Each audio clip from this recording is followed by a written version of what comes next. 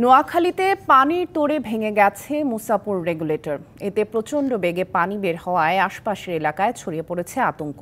নোয়াখালীর পাশাপাশি লক্ষ্মীপুর, চাঁদপুর ও কুমিল্লায় বন্যা পরিস্থিতির অবনতি হয়েছে। প্রত্যন্ত এলাকাগুলোতে ত্রাণ সহায়তা পাঠানো সম্ভব না হওয়ায় খাবার ও সুপেয় পানির সংকটে চরম মানবেতর জীবন কাটছে দুর্গতদের। আকস্মিক বন্যায় বিপর্যস্ত দক্ষিণ পূর্বাঞ্চলের 11 জেলা পানিবন্দী অবস্থায় মানবেতর দিন কাটছে অন্তত 50 লাখ মানুষের। নোয়াখালীর কোম্পানিগঞ্জে পানির তোড়ে ভেঙে গেছে মুসাপুর রেগুলেটর। এতে প্রচণ্ড বেগে পানি বের হওয়ায় আশপাশের এলাকায় ছড়িয়ে পড়েছে আতঙ্ক। এছাড়া 2 দিনের বৃষ্টি ও উজানের ঢলে প্লাবিত হচ্ছে নতুন নতুন এলাকা। জেলার 9টি উপজেলার 8 পৌরসভা ও 27 ইউনিয়নে পানিবন্দী অন্তত 20 লাখ মানুষ। প্রত্যন্ত এলাকায় পাঠানো যাচ্ছে না ত্রাণ সহায়তা। খাবার ও সুপেয় পানির সংকটে চরম মানবেতর জীবন কাটছে সেখানকার মানুষের। খানালো নিয়ে বন্ধ, কোন রকমের জীবন নির্বাহ করি আমরা।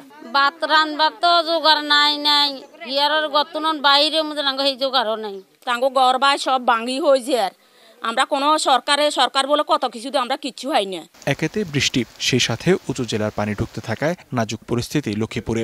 ঘরে ঘরে বানের জল, প্রায় প্রতিটি রাস্তায় কয়েক ফুট পানির নিচে। আশ্রয় কেন্দ্রে জায়গা না পেয়ে অনেকেই বাধ্য হয়ে থাকছেন নিজ বাড়ি কিংবা আত্মীয়ের বাড়িতে। সুপেয় পানি ও খাদ্য সংকটে শুকনো খাবার খেয়ে থাকতে হচ্ছে দিনের পর দিন। আমরা খাওয়া দাওয়া মানে কষ্ট হয়, আমরা কিছু খাইতে পারি না। আমরা পাকও করতেছি না, খাইতেও পারতেছি না।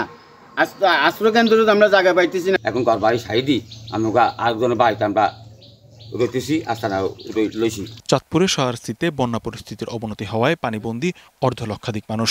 বৃষ্টি অব্যাহত থাকায় ফরিদগঞ্জের জলাবদ্ধতাও অপরিবর্তিত।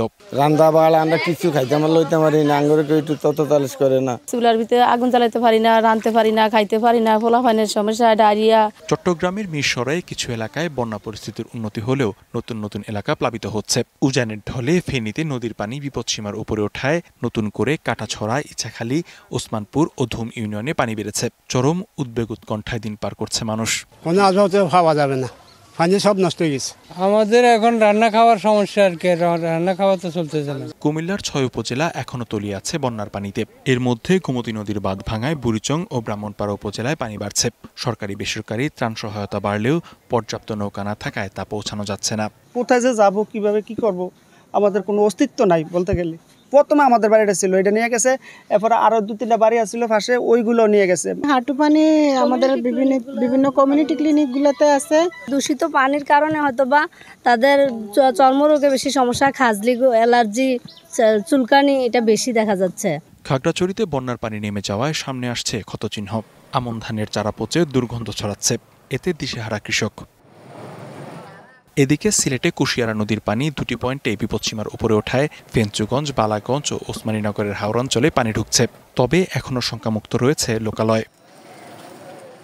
লিখনকান্তি ভৌমিক, ডিবিসি নিউজ ডেস্ক।